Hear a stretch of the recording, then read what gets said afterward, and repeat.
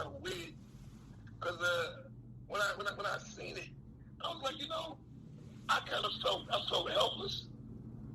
I had no recourse to do anything. You know what I'm saying? I didn't have a number to TMZ, so let me call TMZ. You know what I'm saying? Right. I didn't know what to do. You know what I'm saying? I'm like, damn, and I felt like them dudes making me see on TV and them like this project. Like, I've been 20 years and I didn't do it. And they just come home after 20 years and on a DNA test or something. I'm like, this is crazy. I said, this is weird. Right. I just got up and somebody just put something on me. And this is how people get mistaken identity and all kind of things. Right. Right. And then I'm thinking about this. They done put a target on my back. Now, what happens if somebody comes down here off the crackpots in the street? Oh, you know what? He was the guy that did this in 97. he raped me. He did this to me. I mean, you opening the Pandora's box for anything to happen now, Yeah. Let's take it for the top, so we don't lose the audience. I'm speaking to legendary hip hop artist Positive K. Paz, I appreciate you coming on. There's been a misidentification of Positive K online by TMZ, and we want to give him the platform to bring forth some clarity and to totally distance himself from the Kid CREOLE situation. No disrespect to Kid CREOLE, Grandmaster Flash, and all those guys. But go ahead, take it from the top, Paz. When exactly did you become aware of this? It was just yesterday when I became aware of it. I came home and, I had a nice workout and I came in and I turned my phone on and all of a sudden, man, it was just looked like a Christmas tree. And I'm like, what's going on here? What's happening? And I seen some writing of the Kid CREOLE situation, so I figured that everybody was like texting me about that. And then when I really looked at it, I seen the picture of myself, in plain view. I said, this is crazy. I said, this must be some kind of error. Right. Maybe it's on one site or something like that. And I went and I seen it, and it was like all over TMZ. And TMZ had put the stamp and the brand on it. Like that was me. So not to cut you off, did the misidentification go to the extent of making it to the actual TMZ show, the telecast that comes on television? I am not sure if it made it to the show or not, but I just know that they have it in all. They had it in all of their subscriptions and their subscribers. So the reach they got, even without the show, is a strong reach. But I haven't seen too many things with TMZ that they've done that wasn't on the TV that they put on in the forefront of their site. So, have you been able to make contact with TMZ? My people have definitely reached out to them. They've been notified to pull everything down from all formats, and we need to talk about a situation, how we're gonna make things right. Right. So that's a civil situation, possibly. I just rather them do it to a point where it's just amicable. Everybody just says, "Hey, man, we were wrong. That was messed up. Let's work something out." I don't think it has to come to a point we gotta start, putting lawyer against lawyer and team against team. I don't think that doesn't have to come to that point. I mean, I think they already know that they're liable and they know that they're wrong for what they did. So, Right. Man, I hate that this is the reason that we finally got together. I've been pursuing you for some time now. You've been having some, responsibilities that you had to get in order and shit. Is everything good on your end? Yeah, man, I'm a caregiver, man. So, again, don't need this kind of stress and this pressure because I got a mother in latter stages of dementia, man. So, my day is pretty full on top of me going around and doing shows and being a caregiver and then, taking care of my business. It's a lot, Right. So to deal with this is definitely an unnecessary move and unnecessary step that I have to make, but everything it'll all pan out, I just hope it's not that much damage. I know it does damage the brand, because that's not my MO. I'm the positive, smooth guy. They don't associate me with murders and my face sells things. You know what I'm saying? That's what I put on flyers for me to do comedy shows and rap shows and and host and all of this stuff. Nobody wants to put a face up there if you're associated, with a homicide. Right. So that's crazy. Yeah. Tell me how you came up with the name Positive K. I came from Positive K. Now I've been righteous in 5% Nation for a long time. You know, that was like my early days. And the name was Positive Knowledge Allah. So when I started going hard with the microphone, you know what I'm saying, I shortened it down to Positive K. Okay. How long have you been an MC? Man, I was born in the Bronx. I think if you're born in the Bronx, you're born in MC. Okay. You know? Yeah, man, I was born in the Bronx on Basket between Tremont and Cross Bronx. And my grandmother lived right across from Echo Park. So right. I heard everything. I heard everybody rocking, you know, from the window in the middle of the night, man. I smoked the weed, heard the music, I seen the clothes. You know what I'm saying? I was right. like, I'm going to be out there so bad, but I was young. But, yeah, man, I should maybe around 11, 12 when I started spitting my first rhyme. The line to the limit to the line, you know? Right. Because of your affiliations, I always assumed that you was from Brooklyn. Is that something that people generally think if they didn't know you? Oh, everybody says I'm from Brooklyn because what it is because, you know, I used to be out there all the time. You know what I'm saying? So, you know, I was in Brownsville with my man, School Lover and Scrap Lover. He came. I was out there like 24/7. My man Lays, the manager MOP. Matter of fact, MOP did their first song with me. You know, I knew they was just coming up. I was just in Brooklyn all the time, and then it was you know top billing with MC LYTE, First Priority Music. I was over there on Nostrand and St. Mark's, and you know I was there, man. You know I was there. Tell me how I became aware of you, of course, from MC LYTE. Was that your introduction into hip hop, or you had already put in some work? Daddy ever made my first song, and my first song was we made with Mike and Dave from the Crash Crew. They were putting the records out, and my first song and Rob Bates' first song was on this compilation. It was called Fast Money. I had a song called Getting Paid, and Rob Bates had a song called DJ Interview, and that was my first record, man. You know, Mr. Magic played that joint one time. And I lost my mind. I said, yo, this is it. They played it. You know, and that World Premiere came on. Right. The World Premiere. Oh, man, it was crazy. So what type of record joint? Was it a smooth joint, a female joint, your signature shit? It was a Lindrum. It was made with a Lindrum, so it was a hard record. Okay. You know, it was like snares and drums. It was called Getting Paid. I was going like the chorus was like I'm getting paid. I'm getting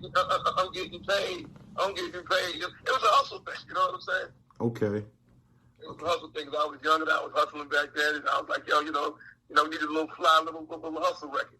You know, so that's what I was doing. So how did you get down coming from the Bronx? How did you get down with MC LYTE? There's my first manager. He was the son of an activist. His name was Sonny Carson. And his son name was Lumumba Carson. That was the manager. Everybody knows him now as Professor X, the overseer. Okay. I was his first artist. He was my first manager. And he wasn't even thinking about doing no music and that. He was just a manager. He was managing me. Then he started to manage Just Ice. And then he started to manage King Son. So it was like the three guards was always around each other, you know. We was doing shows together. And he got me with Daddy from Stetsasonic. And he's the one who really taught me how to write songs and how to count bars. And I did that, man, you know. And Daddy used to show me, and he used to kind of like guide me to make records. And he took me over to First Priority because Daddy was working on Top Million with Milk and Giz. Okay. So he told them he got a new artist, which is Positive K. And I went on over there, and they loved me. They wanted to drop MC LYTE, Positive K, and Milk D all at one time. And the rest was history. You said they wanted to drop y'all at one time? Put y'all out at one time? Yeah. It was also, and it was new for a company to do something like that, especially independent. But they dropped Top Bill, and they dropped Cram to Understand You, and I had a song called Quarter Grand Pam, and they dropped all three of them at one time. Damn. You know? Damn. Yeah, they dropped, Quarter Grand Pam. And I was in hustle mode at that time. Everything was right. All right. You know, quarter grand Pam. Yeah. Got it. Yeah, Quarter Grand Pam, and we did that. I mean, my song didn't pop that good. Cram Understand You took off media. That was a good record, but Top Villains was it. So we went every place with Milk and Giz when they performed. Right. So I would open up, then Lyte would go next, and then, that's how it was. But when I was there, I said, I need to get myself a nice hit. I said, I need something good. I said, Marvin Gaye was my favorite artist. And I said, Marvin Gaye, I got all these duets. And I said, I got a female rapper right here. Why I should make myself a duet. So I racked my brain on trying to come up with something, and it was I'm Not Having It. And that's basically, if you was to see a Marvin Gaye and Tammy Terrell or Diana Ross, that's what it was. That's what I'm Not Having It was. You know what I'm saying? Right. So that was the first, man. That was the mothership right there. That was the first thing. The guy, girl, back and forth. All right, now, correct me if I'm wrong. Was I Got a Man, was that kind of like an extension of I'm Not Having It? Yes, it was. It was the I Got a Man was the sequel to I'm Not Having It. Okay, I put that together like 30 years later. I'm like, hold on, man. It's basically, I'm like, okay, I get it now. That was some clever shit too. That was clever. Yeah. It's even crazier if it would have came like back to back with it. You know what I'm saying? It would have really, the dots would have really been connected. But they would treat me kind of bad, man, on the road and tours and whatnot, and they were getting kind of upset that I was kind of getting a little bit more popularity. And because of that record? Because I'm not having it was crazy. I mean, that was an autograph signing thing at that point in time. People would stop you in the street and say, "Let me get your autograph, man." I mean, it was like it'd be like crowds all over the place, right? Going to autographs. I think they were getting a little upset that I was getting a little bit bigger than they wanted me to. And they would treat me bad. And then I met Big Daddy Kane, and we got real tight, man. We was like boys, And then he was like, "Yo, man, we were doing a show one time, and they was like, yo, you got to go home because we can't afford to have you on the road." And I'm like, whatever. So I'm packing up to go, and I told Kane, he was like, "Man, you got to go where?" So he gets on the phone, and he calls Kara Lewis, and she gets on the phone, and she says, "He probably doesn't have to go. They're sending him home. I don't know why. He's doing good." And she was like, "Well, Kane, does he have to go home?" I said, "No." He said, "No, he can stay." Well, Kane said, "Well, listen, you stay, you ride on my bus. He'll still open up, and I'll take care of Pies." No doubt. Kane was running the world at that point in time. I love him for life for doing that for me. You know what I'm saying? Because if it wasn't for him, probably people that wouldn't even know who I was. Okay. So between I'm Not Having It, Kane threw you alley-oop. Threw me the alley. Yeah. Okay, so right. This is what you was doing. This is the period between I'm Not Having It and I Got a Man, which came out in what, 93? 93, yeah. 1993. Okay. So you was on the road with Kane during those years. On the road with Kane, myself, and Jay-Z. Okay, and Hov. All right. Yeah, Hov, we can do it. Yeah, matter of fact, it was so crazy. Kane used to always start trouble, man. You know what I'm saying? Because he had nothing better to do. Kane would go tell Jay-Z, "Yo, man, Pies don't respect your skills. Yo, man, I think man, I think you better step the Pies and see what's up, man. Because and I'm like, yo, what's wrong with Jay? Why Jay acting all funny?" He's like, "Yo, man, Jay ain't rocking with you like that, man. He think your vibes is kind of weak and shit." Yeah. I'm like, what? But he had me and Jay battling on the bus, man, for like hours, going at it. Oh yeah. And he'd be laughing. Is this when he was doing the fast rap? Yeah, he's doing that. Okay. And Kane would say this. He'd say, "Okay, nobody wanted to go first. When Kane brought us out, nobody wanted to go first. You always wanted to be the last person to go." And he'd be like, "Yo, well, whoever gets the biggest applause tonight can go last the next night." I'm like, "Oh, word?" Jay didn't really have any record at that point in time. I had Step Up Front, and I had Good Combination. I'm Not Having It.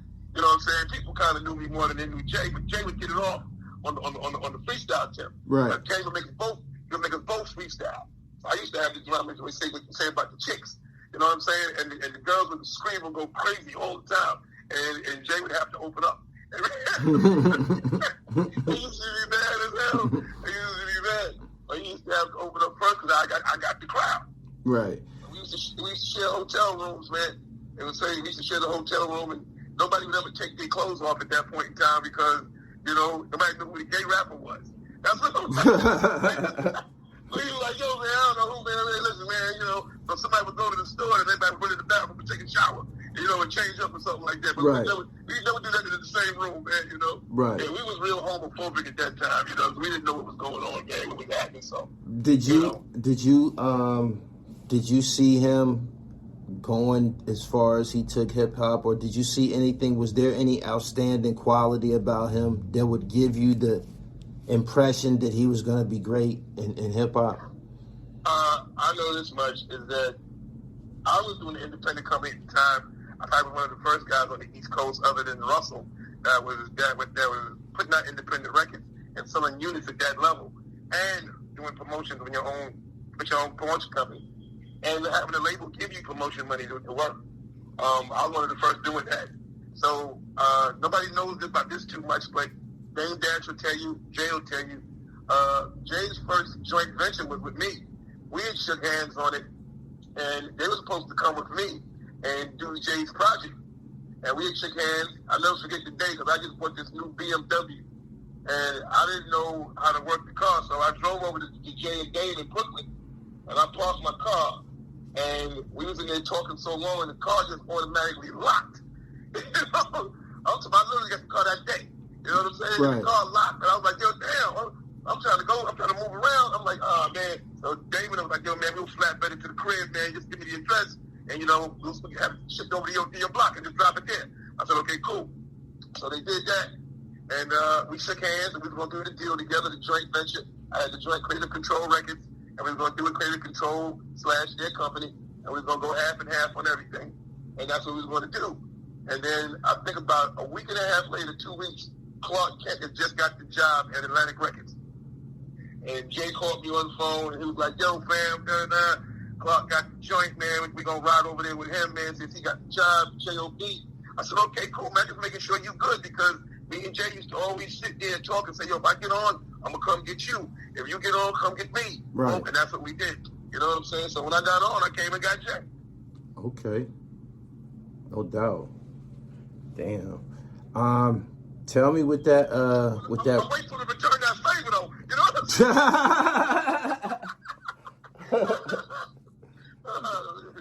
But yeah, that's what it was, man. What did that, I Got a Man record, what did that do for you?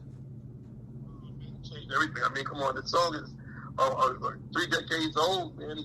It crossed the genres, man, young and old, you know, male, female, radio, the street. I mean, it did everything, man. That song was that's the one record right there, I think, if anybody who has been in hip-hop for a minute wish they had it on their show.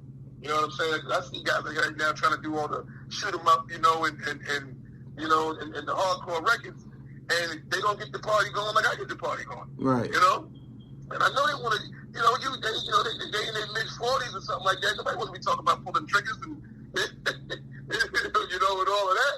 You know what I'm saying? So it's kind of crazy. Did you know that was the one? I knew that was the one. Yeah, I spent about $25,000 on mixing and engineering that song. You know, I must have done about 10 versions of I Got a Man. And you, that's you doing the voiceover, right? Yeah, Baby Daddy Kane came up with that. What it was that I was doing it as a reference, because I really was trying to get MC LYTE back on the record. Okay. I was, you know, and like I did, I'm not having it. I would, you know, I kind of like pinch my nose. You know, I'm like, you know, I do like that, you know. Right. I knew that wasn't going to happen. But I said, let me just reference the song. So we was in the studio called, it was in on Steinway Street. On Steinway, they had this new machine called the Excalibur or something, and it was a sampler. And what it did, it could pitch up your voice. So we had pitched up my voice so any female we get could understand what our vocals were, you know. So I remember we was doing the song, and it was going there, and Kane was like, "Let's just leave it the way it is." I said, "You crazy, Kane? You bugging?" So he's EQing it, trying to get it to sound the way it can sound. We taking the bass out the female voice, and Freddie Fox walks in. Freddie Fox walks in, and he says, "Yo, who the bitch?"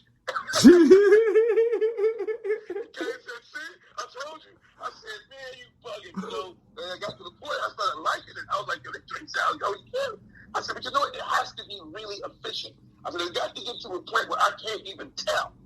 And then I was mixing it one day, and I was sitting. I flew this guy in from, I forgot where, I think Canada. He's a dope engineer. Everybody was talking about. He flew in and he mixed that song for like about 16 hours, man. Right. And I came back the next day and I heard it, and it was playing in the room, and I was still standing outside, and I was like, I couldn't tell if that was a female in there or not. And I was like, yo, this is great. I said, that's it. I said, yo, that's it. Mix it down, baby. Put it in the tape and let's go. Oh man, that's genius, man. Writing from two perspectives and shit. That's dope as fuck. So that's essentially, you proceeded, Biggie ended up doing that. Yeah, well, yeah, I started off because, you know what, I was really writing for LYTE. I did a lot of songs for LYTE. You know what I'm saying? We wasn't just I'm not having it. Right. And then that basement flavor album, it had about 16 songs on it. I wrote 14. You know what I'm saying? Not to mention, I did the majority of the Alliance album. You know, because writing was my thing. You know, I did many styles for the audio too. You know, a lot of songs. Survival of the Fittest. A lot of records, man. Did a lot of records over there. So you a writer aside from having your commercial success. You was putting that pen down the whole time. Oh, the whole time. You know what I'm saying? I mean, and everything I did was always different. I got a man just a different song that I was just trying to do. You know. I was just trying to be Marvin Gaye. That's what I was trying to do. Yeah. That's all. Honestly, I was just trying to be Marvin. Right. You know. How did this go undetected? And what I mean by this is not in your situation, right? There was always this theory, like if somebody didn't, write they rap, it was a big crime. It was a big crime. You know what I'm saying? It's always been like a big crime. And then, as time went on and shit, we started to learn that certain people did this and certain people did that. And like, how did it go under the radar? Do you understand what I'm saying? I know what you're saying. It was the kind of thing that you didn't talk about. You know what I'm saying? You did it. You did it for your people. Like, you know what I'm saying? Because I did a couple of songs for some guys that you would like, get the hell out of here. I mean, if you hear some songs and you think it sounds like me, that's 9 times out of 10 that I wrote that. Don't tell me. I don't want to know. I don't want to know. I can't. Listen, I'm sworn to secrecy. I won't do that. Yeah, don't do it. Don't do it. Don't do it. Don't. Man, I'm mad, man, that y'all was doing that, though, man. God damn. Well, you know what? I mean, it wasn't an all the time thing, you know what I'm saying? But it'd be like, hey, yo, Pies, man. Everybody know I was fast. So it's like, yo, Pies. Yo, man, you should be a verse on this, man. What you got on that? Right. And then I'll go right there on that. Like, so, sometimes it's bits and pieces. Sometimes it was a lot of it was the majority of the song. Or I came up with the hook when I was there, like, oh, listen to this. And then, that's dope. So a lot of songs I've been a part of that I've never even gotten paid for. Because I couldn't put my name on there because I was looking out for the homie. You know what I'm saying? So, right. But I always thought that was ashamed of that kind of thing because even when I went in Reverend Kane, I respected Kane so much that he was like, yo, man, hit this right here, hit this right there, what about this? I respected that. You know what I'm saying? I think that's what artistry was all about. But but I always thought it was going to get to this one day. Where somebody writing for somebody else was not a crime. I mean, when Snoop Dogg did Lottie Dottie over, I said, this is it. So now we going. I said, this is it. Now we can start doing. Yeah, but he flipped the lyrics. Like it was the same tone, delivery, but he said different. Huh? He flipped it, but it's still 90% Lottie Dottie. Yeah. You know what I'm saying? It's still the beat, still the same cadence. It's the still frame of the lyric. Right. You don't change the punchline. For the valleys, it was all suede chucks. You know what I'm saying? It's funny that you use Snoop as an example because that's somebody who it was an Instagram video maybe just like a year or so ago. He talked about people writing for him, and my mouth dropped to the floor. I'm like, nigga, you serious? You was kicking over buildings. He was kicking over buildings in New York. I'm like, are you serious? And then, before the interview was over, they was talking about some, maybe Dog Pound and, some Dr. Dre records. And Snoop was like, man, I wrote that shit. You know what I'm saying? So not only was he was not only was he the recipient of maybe DOC or something like that, he was writing for people too and shit. So I don't know, man. It's entertainment. I like how it sound when it comes through the speaker, but y'all might be offering too much information. Y'all might have to keep that shit low. Well, listen, when you edit that part and save that for later on, you know what I'm saying? Yeah. Yeah, no, but I tell you that I think that it's a good. I think it's good for music because everything was slow. I mean, you gotta think about it, man. I mean, other than Tupac, Tupac and Kane are only the two people I know. And I watch Kane do it. Kane could be up all night. Damn it. We'd be out partying. Get up the next day. Go to this meeting studio by 12 o'clock and have the song done. I'm like, well, there's no way it possibly can happen. But he'll have it like in his head. He'll have it basically mapped out. He might jot a few things down, but he's ready to go. And I'm like, yeah, that's crazy. You know? But me, myself, I'll finesse it a little long for me to finesse it. But once I get it done, I know it's done. I know that's the official right there. Right. That's the official tissue right there when I finish with it. But it'll take me a little while to do it. You know what I'm saying? But I get it done. Who did you tour with when I Got a Man out in '93? Because I know that shit was viral in a month. You went all over the world all over the country with it. Man, I performed with everybody from Brian McKnight to SWV to Too Short to Parliament. Man, I was on different stages every day. I was in the gutter hip hop joints. You know what I'm saying? Then I was in basketball arenas doing halftime. You know what I'm saying? With the Phoenix Suns. You know what I'm saying? Damn. You know, then I'm on the Madison Square Garden. Kane went there with Bobby Brown and them Madison Square Garden, and I did that. Probably one of the biggest shows I've ever done. I thought I got booed because they were screaming so loud. The wind was coming from the crowd, and I was like, yeah, I said, Kane, man, pardon me, man. He said, for what? He said, you destroyed the joint. I said, oh, man. And listen, that was the night I passed the microphone to Tupac. That was the night that Biggie said, where Brooklyn at? Where Brooklyn at? I'm the one who passed the mic to Tupac. Oh, wow. You know, when he dropped Spread Love, yeah, that was me. And we was there. I was sick as a dog. I'll never forget it. Tupac came over and asked if I wanted to smoke. And he had a box of Newports. I said, nah, man, I don't smoke cigarettes. He opened it up and there was nothing but blunts rolled inside. Like cigarettes. I was like, yo, that dude has a cigarette box full of blunts. You know? And then he sitting there telling me, yo, man, no pies, man. Yo, man, you're one of my favorite cats. I said, Pac, come here, come on, stop it, man. He said, yo, man, you're one of my favorites, dog. He said, that Step Up Front record you did, man, yo, that's my all-time, but that's my top 5. I said, man, stop it. He called Shock G over. He said, Shock G was my top 5. He said, yo, he said, Step Up Front one. I Step Up Front one of them. I know that's a fact. I said, man, get out of here, Tupac. I said, Pac, get out of here.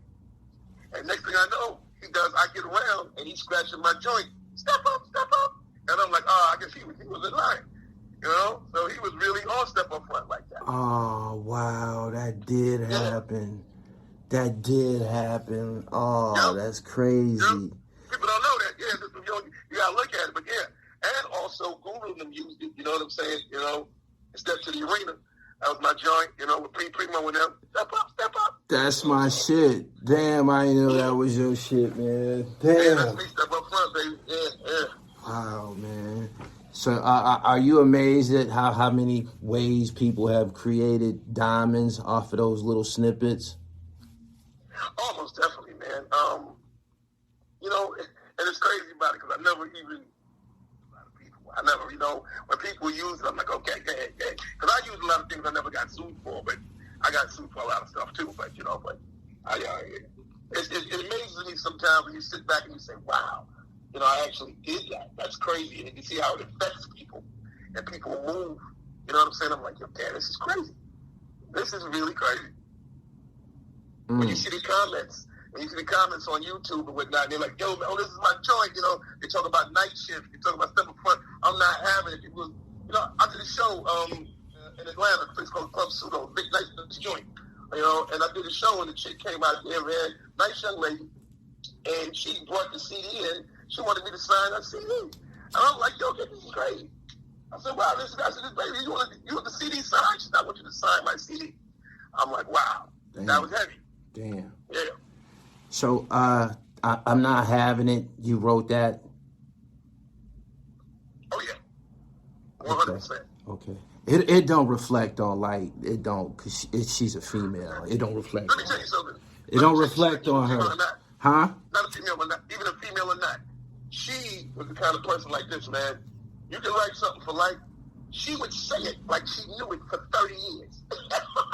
I said, listen, talk about a one-hitter quitter. She could go in there and read it off paper and nail it. Yeah. Just like that. Yeah. I mean, and put the soul into it. Like, I mean, she would move so crazy on a beat, man, and hit like the downbeat in her pocket and be like, wow.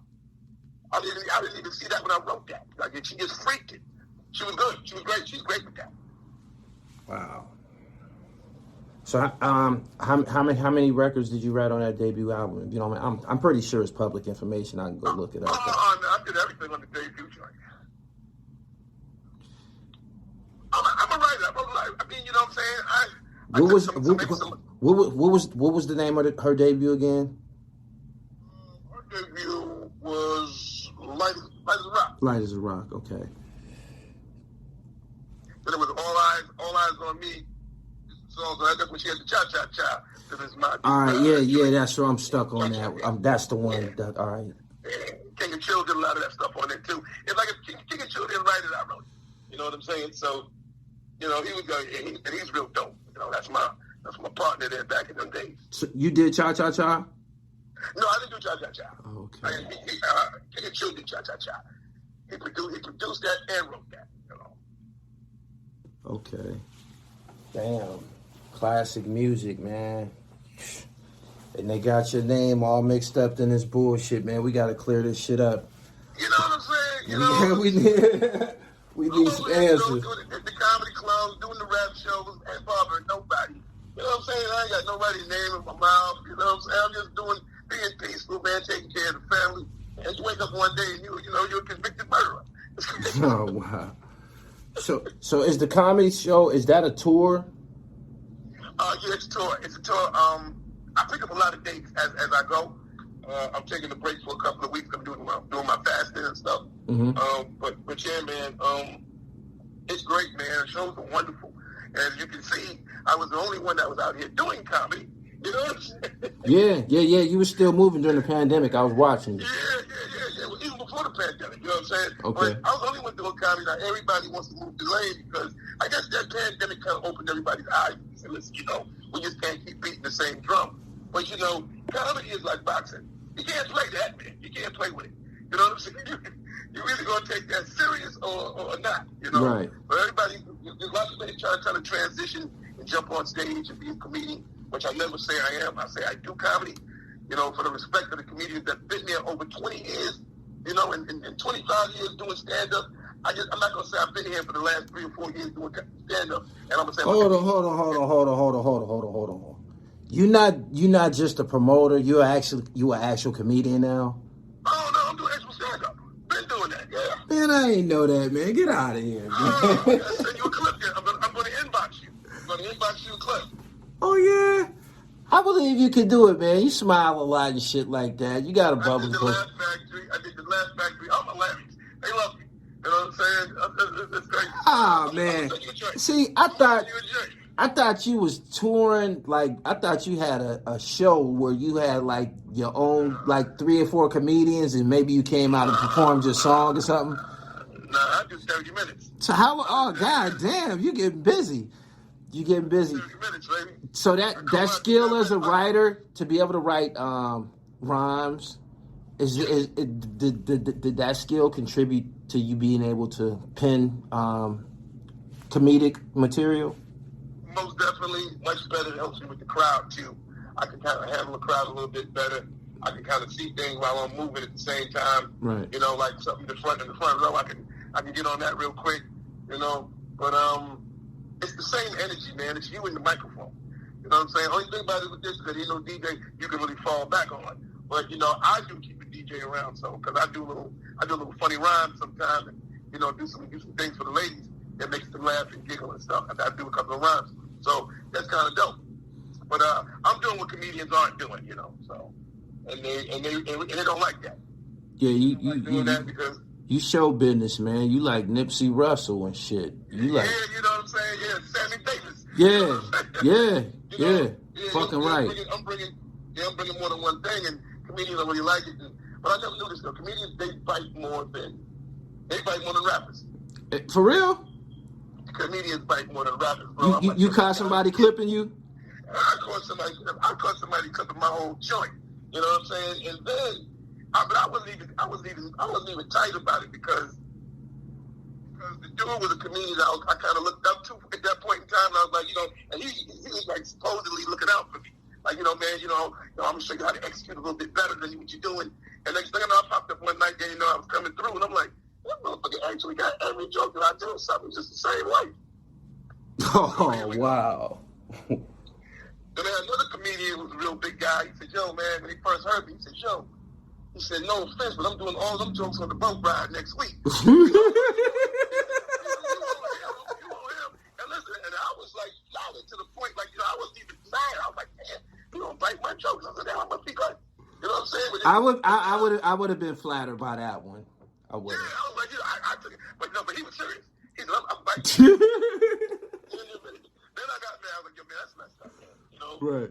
You know, why you want to bite off me, man? You've been out here for I don't know how long, and now you want to bite off me. It's an industry in that, though, right? Paul Mooney used to write material for people, right? It's like the rap game. Same thing. I mean, what it is that when people get writers, man, you can work much faster. You know what I'm saying? Because there's more than one brain in the room. You know what I'm saying? You don't got to think about everything. You don't worry about the music, the beat, and everything at one time. You got a bunch of people coming with a bunch of concepts. You can nay a couple of things. You know what you want to do. How you can make things funny. You can start churning out things like Kevin Hart does, man. He's doing specials back to back. A lot of comedians don't give him credit for what he does because of that. Right. But I think it's genius. As long as you make it funny at the end of the day, that's what it's about. My opinion on him is he has his moments. I like Dave Chappelle, man. Dave Chappelle he knocks me out my chair sometimes, man. Just with the brutal, honest truth and shit, the way he deliver it and shit. Yeah. No, he definitely mastered his form of comedy. For me myself, just for the knee slapping and funny stuff, give me Cat and give me Mike. You know what I'm saying? Oh yeah, them niggas can clown. Give me Cat and Mike. Those are the guys who's going to cut through all the nonsense. We ain't gonna be politically correct. We're just gonna talk about it. Right. Yeah, my uncle's a dope fiend. You know what I'm saying? He'll get down right to it, man. I like that.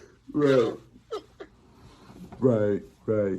Okay, who's some of the other comedians you shared the stage with so far? I opened up for Mike. Matter of fact, about 2 months ago in Charleston, South Carolina, he let me get up there and do 5. I did 5 as an open. I was with Arnett J, Bruce, Earthquake, and my man Henry Welch, and that was that day. And I've been doing my joints, man. People just been coming through. A lot of big names. There's a lot of guys that I respect, like my man Zooman Miller. I call him my sensei. He works with Cat. He goes on before Cat Williams, and he's a hilarious guy. That's my dude. Whenever I ever have a bad show, I call him and say, "Yo, man, like I ate a biscuit last night." He said, "Hey, biscuits are good for you." Claire said, "No, biscuits are good for you." So that's what it is, man. I'm floored, man, that you really involved and on stage with name brand comedians doing this shit. And you's a fucking MC. How do them niggas look at you when you show up? I know they be like, man, what you doing here? They a man when they know you just this. No, pause, my dog, yo. Hey, yo, man, I'm doing the set. All right, man. They don't want to talk to you, man. They push off on you. Hold on. When you tell them that you about to get up there, they brush off. They brush you off, man. Like, why? Why? Here we go again. I don't know, man. I don't know what it is. I guess they feel you coming into their thing and you messing with their thing. Like, why are you coming over here doing this? That's what it is. And then, once they see you kind of funny, it's like, well, now you're competition. Now we really can't be boys. Right. You know what I'm saying? So, right. So it gets to that point, then everybody breaks down and gets a little calm. Because I think I probably been around where enough people have seen and have heard me. He got busy last night. You know what I'm saying? And they kind of give me the pass now, so they want to be cool. Oh my goodness. Sounds competitive, man. Yeah, no, it's and the money is not there like in the rap game. No, I could do a rap show. I did a Saturday at a comedy club, and I did a rap show on a Sunday day party. I made 5 times the money that I did at the comedy club. You know what I'm saying? Right. But the comedy joints get you a little bit further in things that you want to do as far as, maybe radio, maybe acting, or whatever it is. Comedy kind of facilitates your move to do something else. So. Right.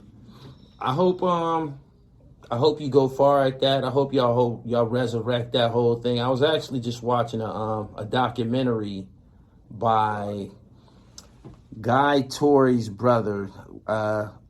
One of the Torry brothers, they got a documentary about a comedy. Yeah, I think it's called Phase 1 or something like that. It was about the comedy club out in L.A. and shit like that. Yeah, when they first started going out and hanging out doing Yeah. He mentioned a lot of them comics, they've passed away and shit like that. But I remember when that was a big deal to go to the comedy shows when everybody was touring and shit. Yeah, the Coogee sweater era, that was the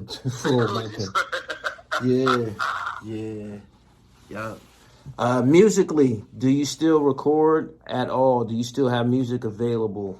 Are you still an MC? Most definitely. I was working up at Rock the Bells, and I had a song out that was called "Think About You." I had the "Think About You" challenge that was going on. The girls were going crazy.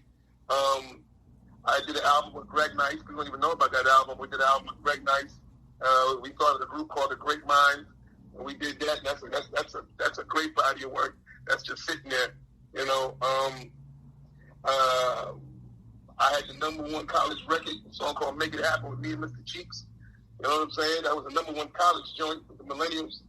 A lot of spins on that, a lot of record sales on that. I redid "I'm Not Having It" with MC LYTE, called "I'm Still Not Having It," with a little animated video. You know what I'm saying? So I've been working, man. There's things still floating around out there on YouTube that people can check out. But I'm getting ready to get back in the saddle right now because this pandemic really just put the brakes on a lot of things. Right. Yeah. Okay. I'm looking forward to wherever I see you on the marquee for comedy. I'm pulling up because I gotta see this pull shit. up and come to the rap show too, because baby, the kids still break that stage in half. A lot of guys don't want me on the stage on the bill with them. And I know that. You know what I'm saying? But it's cool. Right. Pause, man. I told you I only needed about 40 minutes of your time, man. I wanted to clear up that situation for you again. Good stuff. TMZ definitely owes you an apology and some type of some type of relief in regards to this situation. Some damage control. Very unfortunate situation which landed Kid Creole in the predicament that he's in, but it's definitely not positive K. So definitely not. Tell my listeners where they can find you at online, and you can even give them some information as far as the comedy shows. Yeah. Positive _K_. That's positive _K_. That's on Instagram and Twitter. You can catch me at Positive K Branding on Facebook, and also the official Positive K on Facebook. Follow me. I usually follow everybody back, except fellas who want a friend request me with their shirt off. If you got your shirt off, I'm not going to follow you. Okay, let's just not do it. All right, okay? We'll get blocked. But follow me, man. Keep the energy going. And like I say, man, still music's floating around out there. Comedy show coming up. I got a show July 13th. I got a show on July 13th in Florence, South Carolina. I'll be here in Atlanta on April 23rd. I'm in College Park. July 9th, I'll be at the Whiskey to Go-Go in Hollywood and Sunset in California. June 18th, I'll be with Ari Spears doing a comedy hip-hop show in D.C. And what's the next one? I got one in, May 29th, I'm going to be in Pittsburgh with Slick Rick, Big Daddy Kane, myself, and Rakim, Jazzy Jeff, and Das Effects. We're going to be putting it down.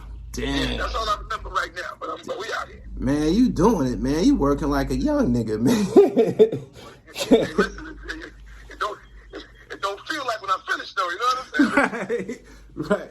Trying to catch my breath, man. But yeah, you know, it's fun. I'm still out here. I'm still working, man. So if you see Positive K at a comedy show or rap show, you're going to have a good time. Come on out. Hey, Paz, before we get out of here, I got one last question for you. Do you have a top 5 MCs? Top 5 in the what? Do you have a top 5 MCs? Oh, top 5, I always do, almost definitely. You know, they're not the new ones, you know what I'm saying? No. I want your top 5. Okay. Top 5, I do Fearless for DLB. Who? He was a DLB. He was the captain of the group, DLB. DLB, rocking it. He was incredible, man. He was so incredible. Grandmaster Cass is definitely one. Modi is the other. Kane, got to go with my dog on that. And the last one, it's a two-way thing. I go with LL and KRS. I go, 585B. That's how I go. That's solid. All right. Positive K, man, I appreciate you. Legendary writer, now that we know. The penman. Almost definitely. The hired gun. The hired gun. Yeah, you done blew your cover now. Everybody know you the trigger man now. So it's out. Hey, man. They know it. Yeah. It's out there. Could you give me a drop?